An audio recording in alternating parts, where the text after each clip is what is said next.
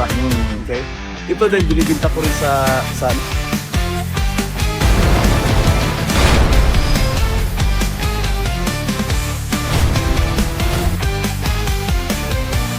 this is Edsem Game Farm. Ako yung may-ari ng Edsem Game Farm. Edison Sempron, Talunasan, Lubok, Bohol. I started 2002 until 2011. Naghinto ako ng 2011. Ngayon, 7 years ako naghinto, 11 to 18. Bumalik ako ng dahan-dahan ng 18. Bumibili muna ng stag. Tapos nag-restart naman ako mag-breeding 2019. It's a hobby and a passion. And then, simple, may potential din tayo na hindi naman palaging hobby and passion. Ginagawa ka natin ng business. Yung unang breeder talaga na nagtutuloy sa Edsem Game Farm, si Mr. Duyet Lapidot. Yung mga base niya, yung legged, round head.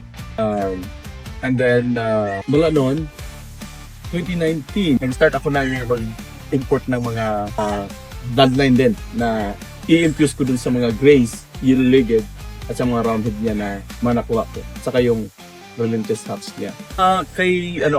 Yung legged ko, galing kay Proper Game Farm. Mayroon din akong galing personally, mayroon akong galing, puro personal pick ko yan, galing kay Tally Shy from Kentucky. Mayroon din akong galing kay John Bottom. Yung gray ko naman, kinuha naman din sa kaibigan ko na si Kate and Rat Grape. Every year ako nandun ako. Yung roundhead ko kay John Fladen, Gary Gilliam, which is Gary Gilliam is yung nagdadala ngayon si Brady Gilliam.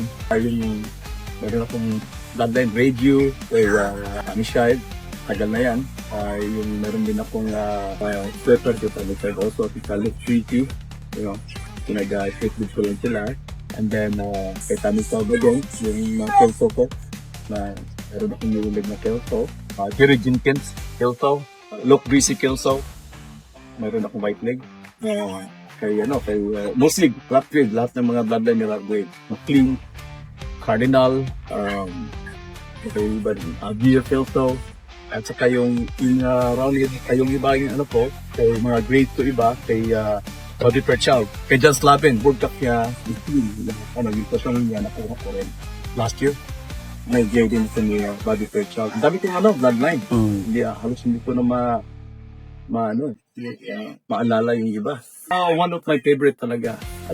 Sa dami-daming bloodline ko, paborito ko lang is 5 linyada lang yung paborito ko. Dito, yung talagang yung gray ko, which is tinatawag ko na Edsem Gray, kasi nagmumula kay Derek yan, 23. Ginagawa ko na lang dito sa farm hanggang ngayon. So, they're winning. Actually, ngayon, pag-uwi ko ngayon, nagpanalo sila. Maganda yung tapping nila. Maganda yung goodness nila. Usually Hats, one of my favorite also. Roundhead, ganyan. Siyempre, mayroon tayong bullet. Bullet ko rin. Yung bullet ko rin, 2918. Galing kay I would like to mention, Rodel Mansi, kaibigan ko yan.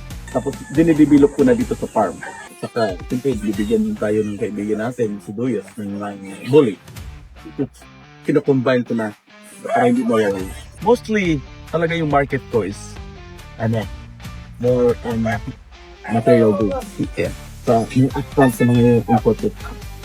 Kasi ako, nag-iisip kay every ako nagdadala ng the same grader yung na kinukunan ko. Para hindi ako mawawala. Bumabalik ko dun sa the same grader. Kasi pag mga ka-jump ka, pagkakaroon ka kung saan mga breeder na certain ka, nawawala yung breeding mo.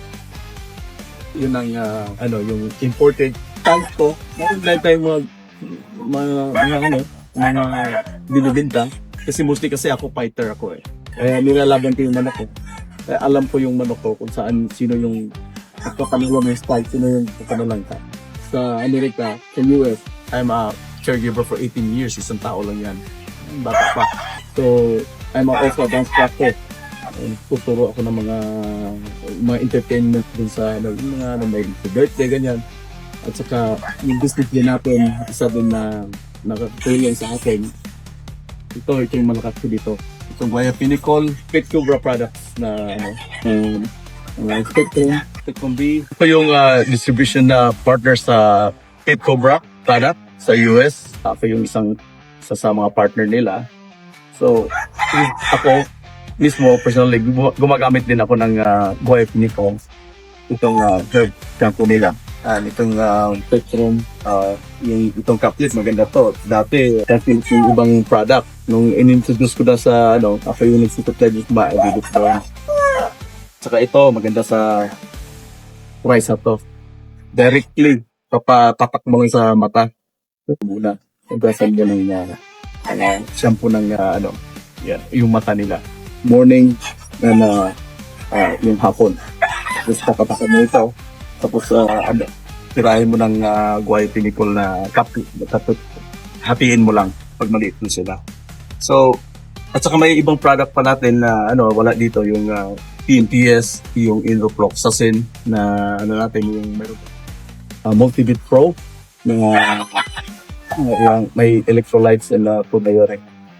Actually, tama po ba ito ba gagamitin nyo sa farm nyo or bago kayo pumunta States? Ito yung gagamitin ko bago punta ng States. Okay. At saka may partner tayo ng Pet Cobra company, which is the one I'm a distributor also. Binigyan tayo ng magandang offer. Ito yung yung casual na is the warmer. Yung partner natin yung Pet Cobra. At yung nag-distribute ito sa US. And meron din akong partner sa sa US, Mr. Bobby Perchal, siya yung nagbibinta dito. So wala akong ibang binibintang. I don't sell this to anyone besides Mr. Bobby Perchal. Siya yung nag-seller ka dito. So if you need in the US, you can contact Mr. Bobby Perchal. Sa kanya siya lang yung pwedeng magbinta dito. Pero ako, really as a partner, hindi ako magbibinta dito kasi pangalan ito, yeah. Tapos ito naman, ito yung Tracerol natin. May 25 mg na saka 10% ng polio. Ito for coccidiosis prevention and treatment also. So, yes, yan. So, sa akin pa rin to with the partner of Pet Cobra. This product's been with me for a year. So, ito din yung ginagamit namin sa farm. Saka, meron din akong konting manukan sa Amerika. So, ginagamit ko rin ito. So, which is tasted naman.